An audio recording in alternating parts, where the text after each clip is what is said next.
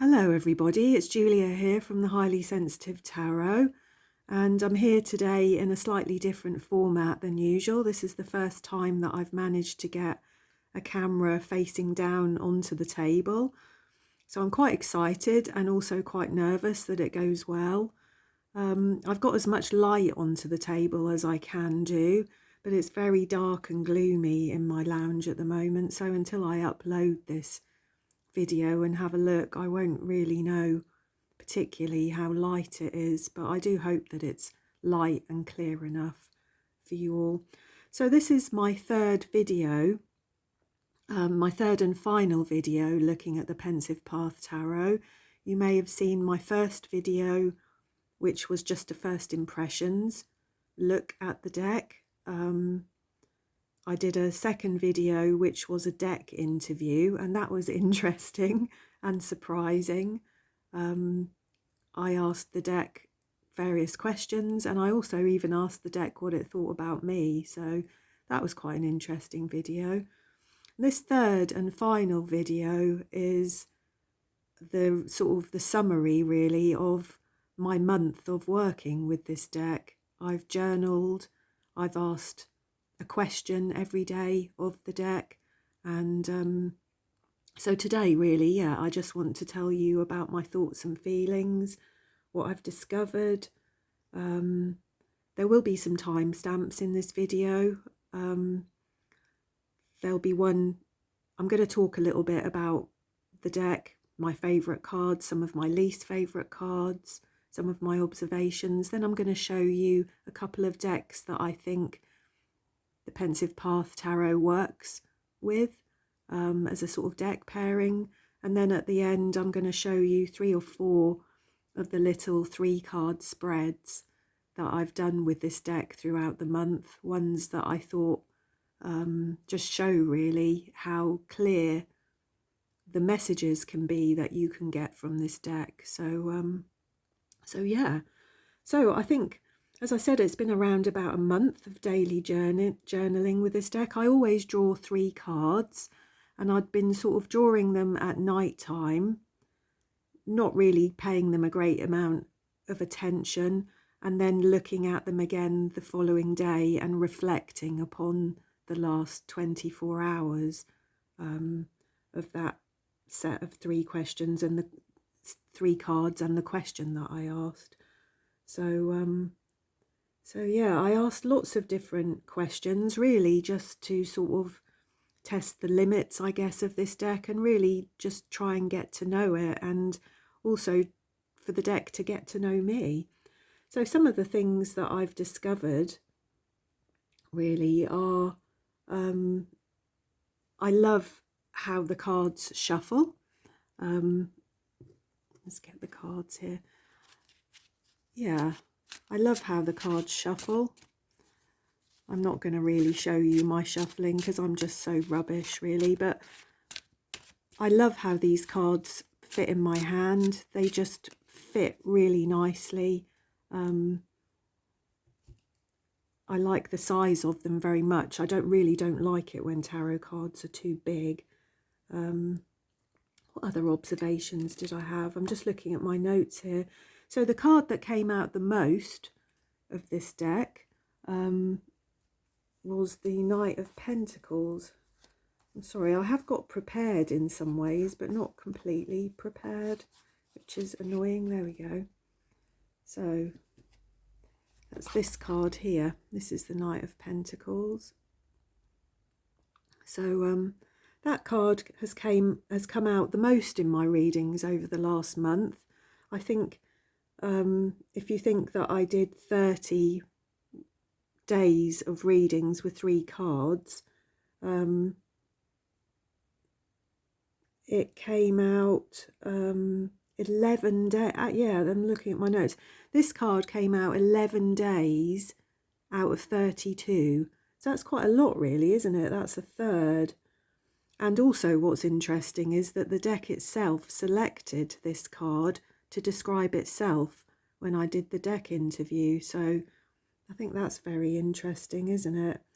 And I felt at the time when I pulled this for the deck to describe itself. It to me, it just meant this sort of slow, steady, consistent sort of effort, really, that this was an earthy deck that focused very much on day-to-day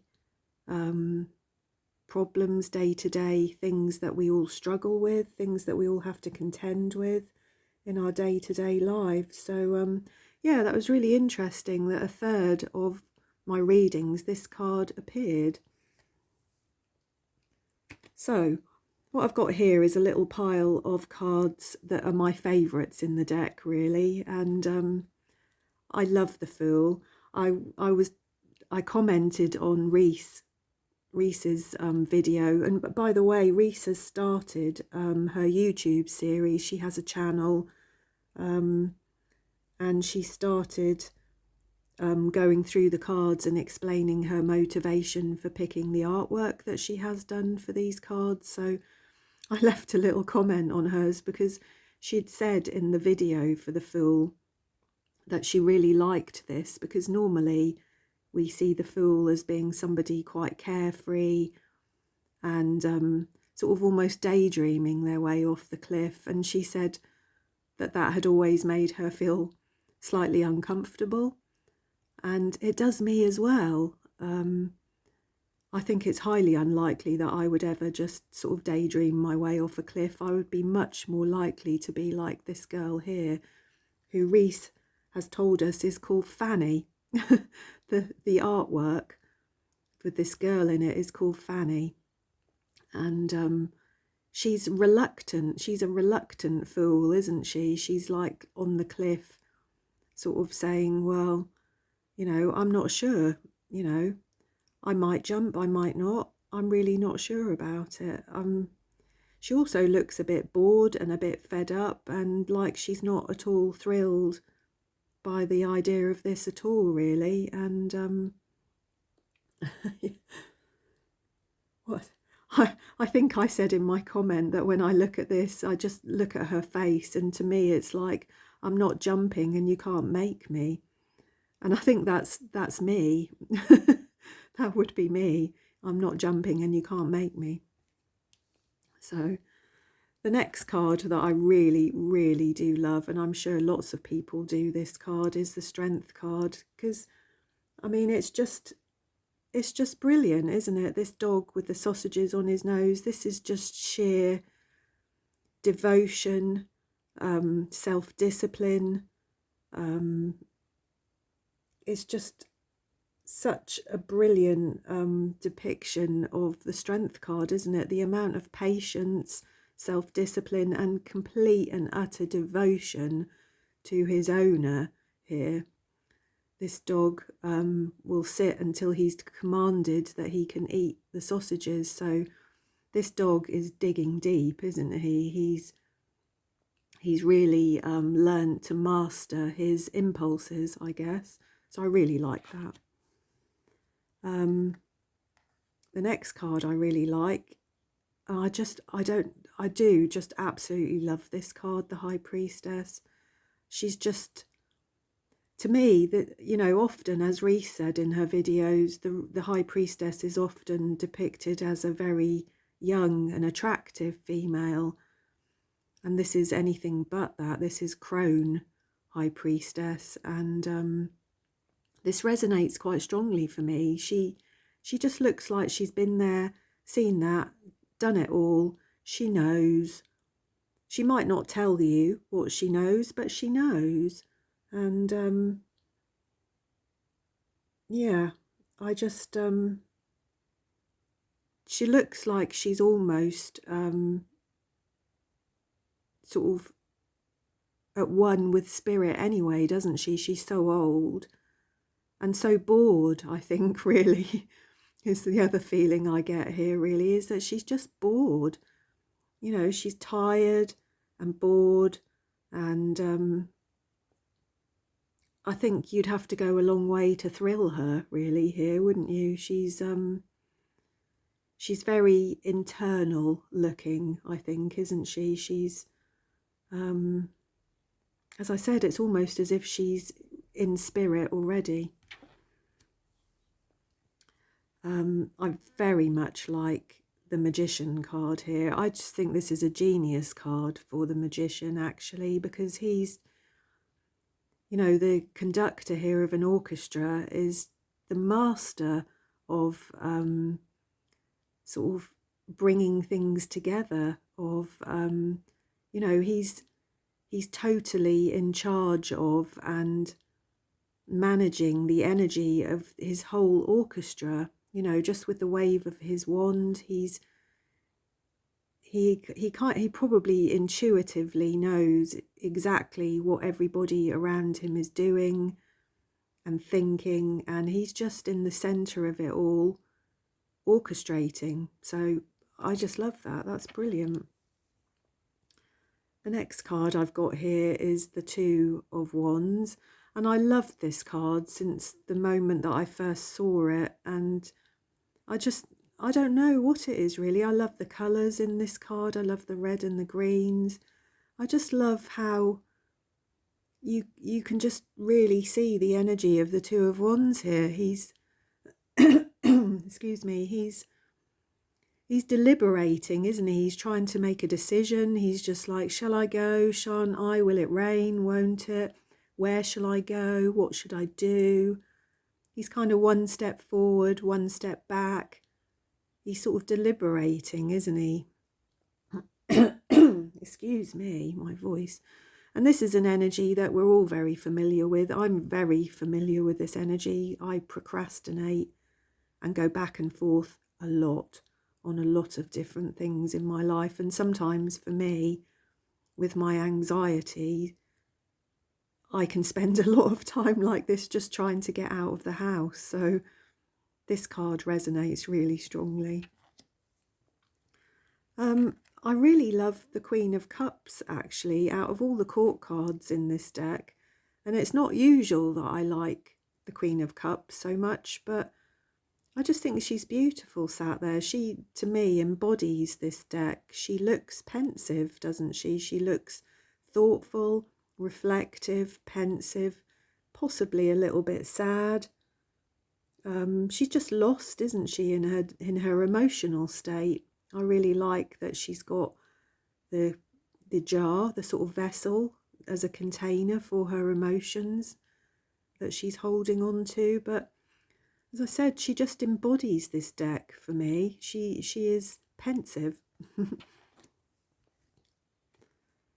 The next card is the Justice card, and I think this comes from a biblical scene. I'm not really sure what it is, but I have some vague memory of this as from a biblical scene, and I just think this is brilliant. This really is justice in motion, isn't it? He's about to have his head caved in, and I think, as I said in my first impressions video, maybe he deserves it. You know, we don't know what he's done. You know, I think I watched a video of Saturnarians yesterday where she talked about curses and hexes and her ethics and her morals around that. And it made me think quite a lot, really, about justice in this world, that often justice is not served, is it? You know, really the amount of conscious suffering that a person has caused another person should come back to them, shouldn't it? You know, I often have sort of thought about serial killers and rapists and child molesters and thought, well, you know, they probably deserve the same to happen to them that they've done to other people. But our justice system doesn't work like that. You know, we lock people up and forget about them, and that doesn't seem like justice to me. But this kind of does. And it's not and it's not as if I'm sitting here saying that if anybody wrongs you, you should go and cave their head in. But I don't know. There is a feeling about this card that I just totally get, really.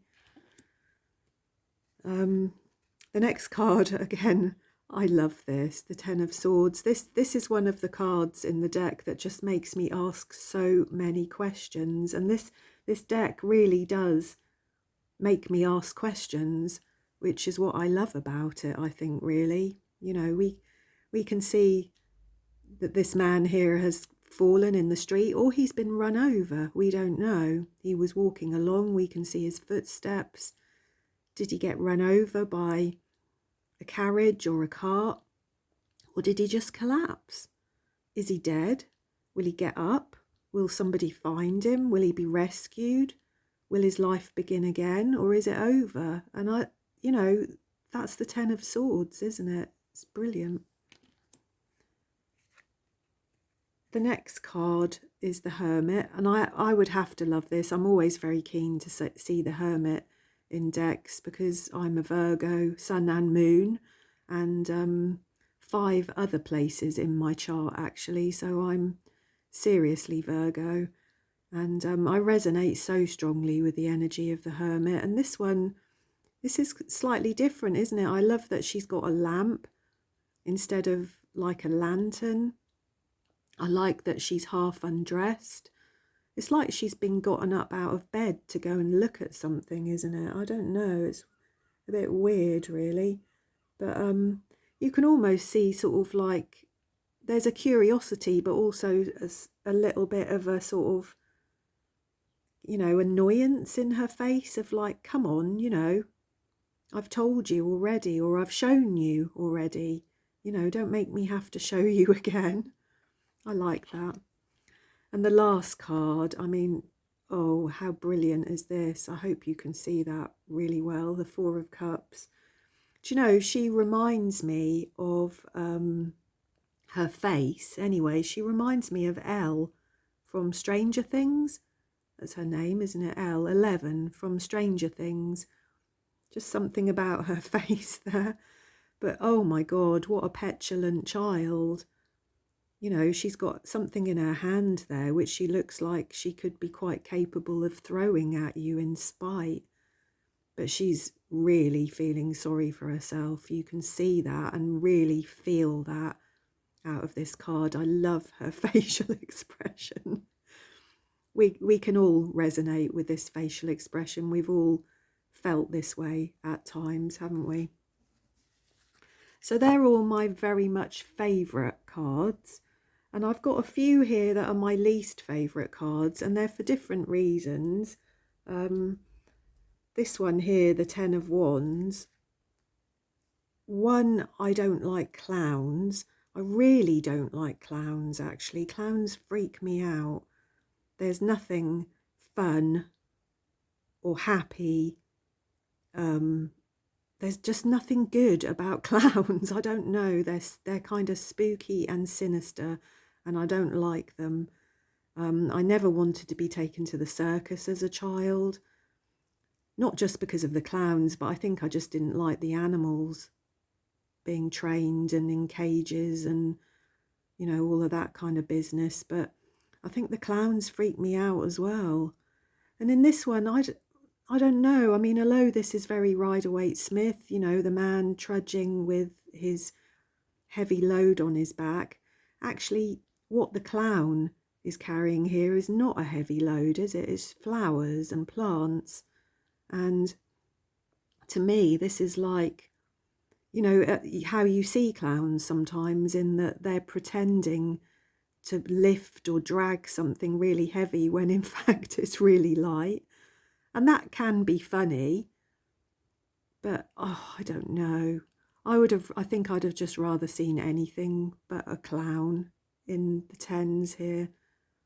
I'd be very interested to hear Reese's motivation for choosing clowns. And the second card is another clown. I think there's 3 or 4 cards in this deck that are clowns. This next one is the Ten of Cups. And again, this is usually such a beautiful card. And I think if you like clowns, this could be a beautiful card. There's a lot of emotional pleasure and contentment here. But it's a clown. It's the circus. It's another clown. I don't like clowns. I love the dogs, but not the clown. And then we've got the Knight of Swords here, which I think is actually a fantastic card. I think it's a brilliant choice by Reese here. I do like this very much, but I think it feels uncomfortable and difficult for me because of all the raised swords there, because for me they just represent my negative thinking patterns. You know, they represent the times when I'm stuck in my head and it's like I'm at war with myself. And so yeah, that's uncomfortable. It's not that I dislike it in the same way as I do perhaps these clowns, but that's a card for shadow work for me. That's a difficult card for me. And then, as is this last card here, and I expect this will be for many people actually, the Three of Swords. I'm struggling with this card because although you could look at this as being sort of like a childlike innocence, that this child here perhaps doesn't know that this bird is alive and that they could hurt it and that it could be suffering. There's just a look in this child's eyes that I don't like. There's almost a glee,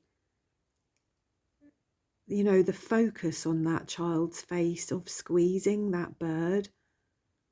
I don't know whether there's a little bit of blood we can see there on the white feathers of the bird.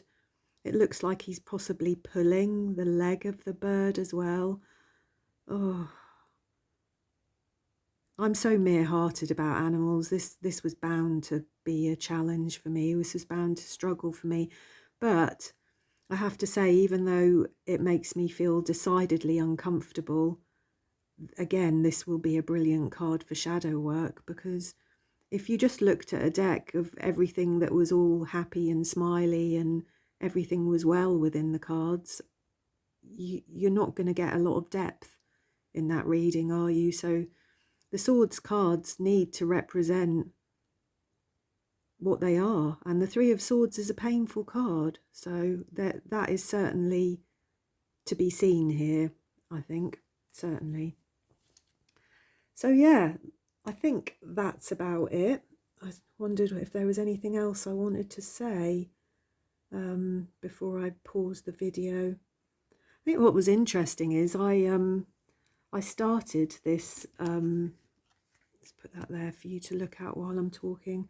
I started this journal on the 11th of the 11th, 2022.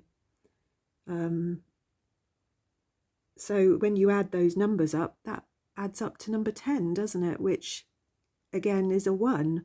So I just thought that was really quite auspicious and quite nice that the numerology seems to be very positive around this deck of cards. Yeah, I think that's about it. I shall be back in a mo with some deck pairings.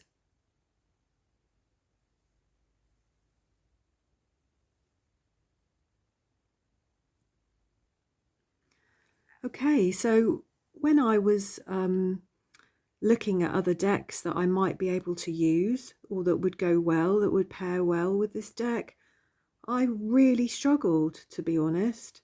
I didn't find any other tarot decks that I felt I would use easily with this deck, you know, for clarification and things. And also even with my oracle decks, I didn't feel that I had many decks that actually really I felt comfortable using with it.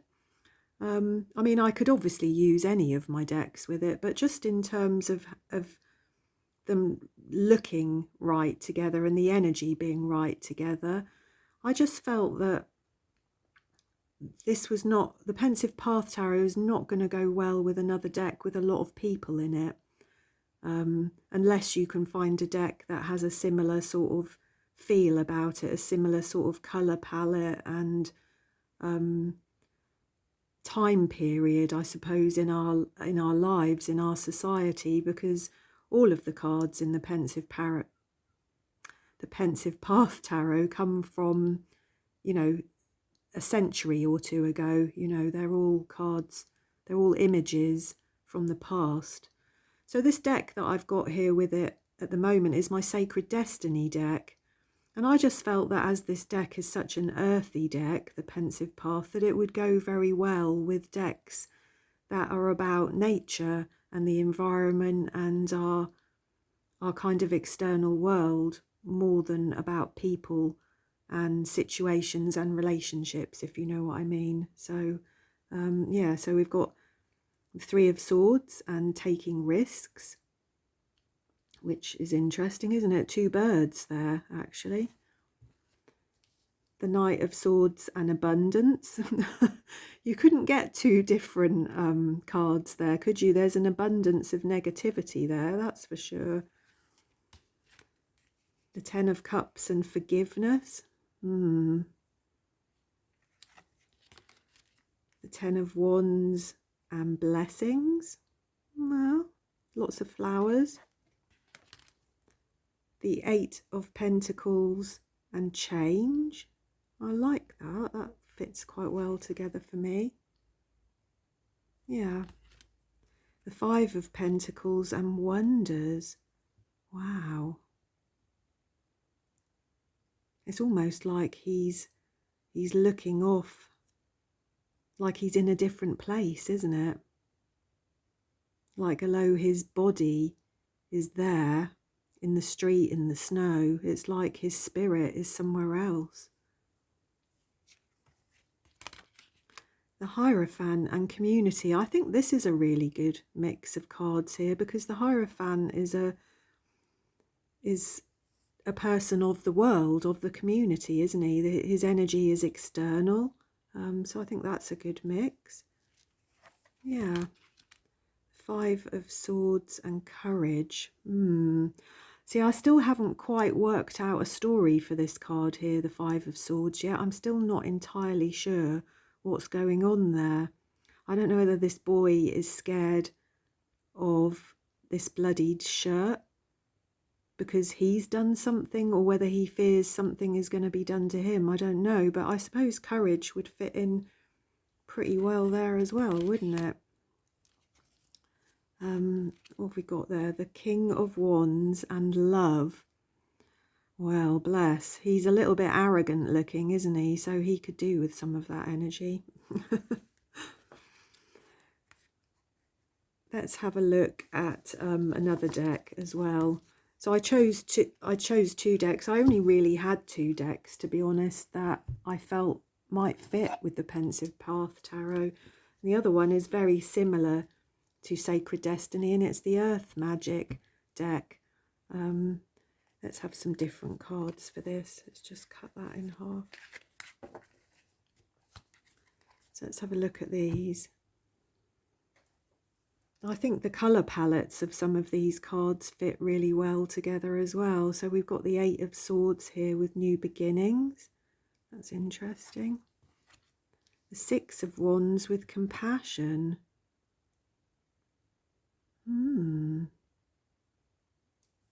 Interesting. The Four of Wands with vulnerability. That's beautiful, isn't it?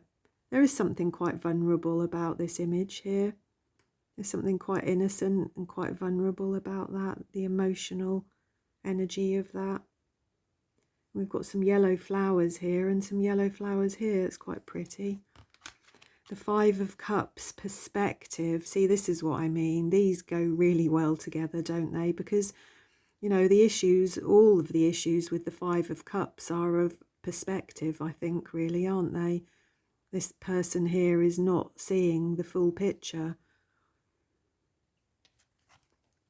The Page of Cups and strength. Yeah. The Six of Cups and harmony. Well, that really figures, doesn't it? That really figures. That's beautiful, actually. Yeah. Such an innocence about both of those cards there, isn't there? Those children are very keen to please there. The Ten of Pentacles and promise. So there's a similar energy going on there, to be honest, as well, isn't there? Because the Ten of Pentacles is all about family, commitments, relationships, bonds. And the new moon of promise is the bonds of relationships, isn't it? The promise of one person to another, and the building of a family, you know, the building of the Ten of Pentacles. Then we've got the Two of Pentacles here with ebb and flow. That's lovely, isn't it? Because that's the very nature of many of our relationships, isn't it? The ebb and flow of life and love. I think these actually, for me, work better together than the Sacred Destiny cards. I think the colour palettes work very well with these cards. Look at this, look, the Page of Wands with volatility. Both fire energy, and she looks like she could be up for trouble, doesn't she? Can you see that there? She's got that expression on her face that she could be about to erupt into some kind of naughtiness. She gives me that feeling anyway. And that's lovely, isn't it? The King of Cups, that lovely watery energy with the waterfall and effortless. I have to say, the King of Cups, he doesn't look effortless there, does he? He looks like there's an immense amount of focus and concentration of guiding his ship through those stormy waters. But they go really well together, don't you think? I really like those. Okay, so I'm going to pause the video again and I will get my cards ready, and I'll come back and I'm going to show you 3 or 4 of the little 3-card readings that I did for myself over the month with this deck. Okay, so these 3 cards that you can see here are one of the readings that I did for myself one day. And really this reading, the question that I asked was, what can I do to feel better? I'd got myself in quite a state of sort of mental distress, really, and was really struggling to snap out of it one day. And these are the 3 cards that I drew, and I just think this is a really good example of how easily you can read these cards, what clear and concise messages they can give you. We've got the Ace of Swords, which, you know, if you think the question was, what can I do to feel better? Well, the Ace of Swords is get to the bottom of it, you know, really get some clarity on the matter, find out the truth of the matter. You could even see that as being something meaning to cut out the part of you or the part of the situation that is affecting you badly. So getting to the root of it and cutting out what's hurting you, what's upsetting you. And then we had Temperance, which is about moderation and balance, isn't it? So that's a very clear answer to what I can do to feel better. It was about trying to get some balance in myself, trying to blend some of the emotions, some of the thoughts and feelings that I was having into something a bit more constructive. And the Two of Wands was just stop procrastinating, Julia. You know, I think this reading to me was just like, you're making it worse. You know, stop procrastinating, stop dithering, be decisive, make a decision, get some clarity, and get some balance back again. So there we go. That was one of my readings. The next one, this was an interesting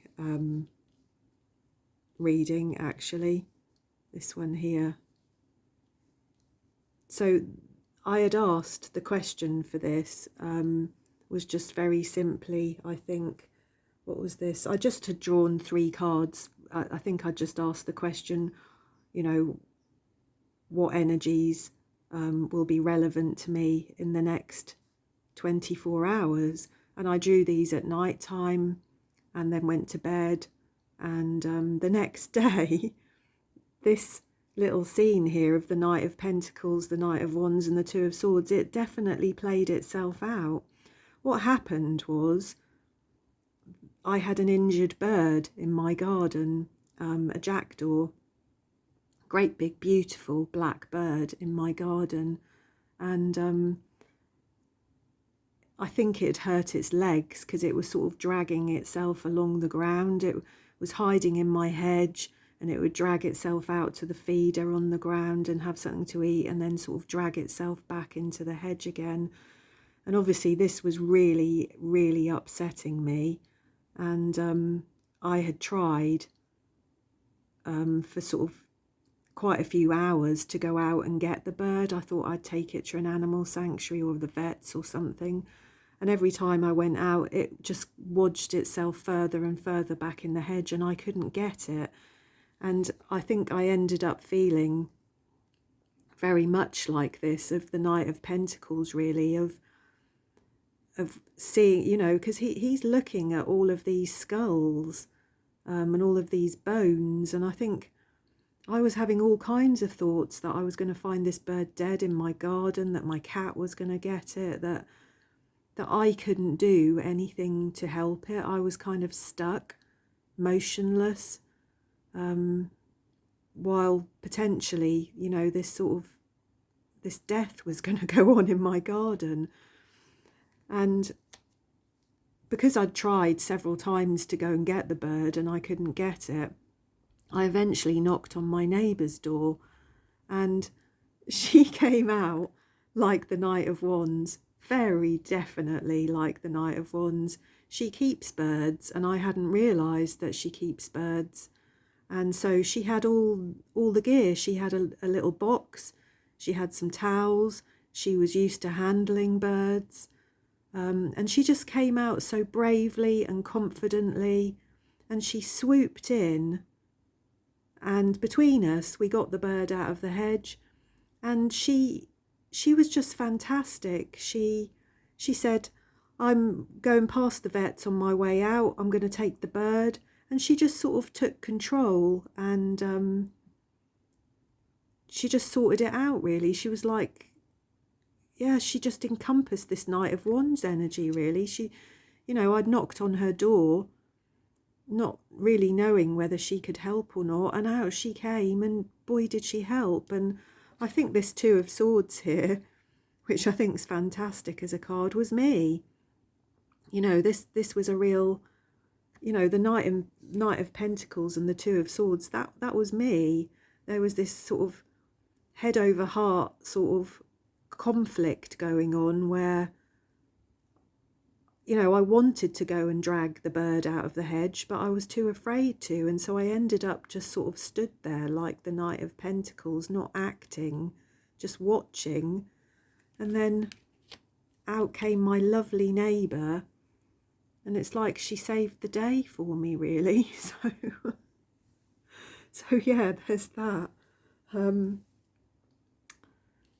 That was brilliant, actually. When I've looked at the cards that evening and I realised what had happened in that day, that was just brilliant, really. So the next little reading that I did is this one, and this was, I had asked the question, how can I better connect and understand you as a deck? So I was asking the Pensive Path Tarot deck, how can I better connect with you? And again, this is just a really clear answer, isn't it? I think, you know, we've got the Six of Pentacles here, which is that sort of, we can see it very clearly here, can't we? The clown, again, a clown, which I don't like, but there's that sort of, you don't get something for nothing, you know, you have to put the effort in. You know, this little dog here is having to perform to get his treat, and it's just that back and forth sort of reciprocal nature of learning something, isn't it? And then we've got the Temperance card there, which again is about balance and integration and patience, because nothing happens quickly with the Temperance card.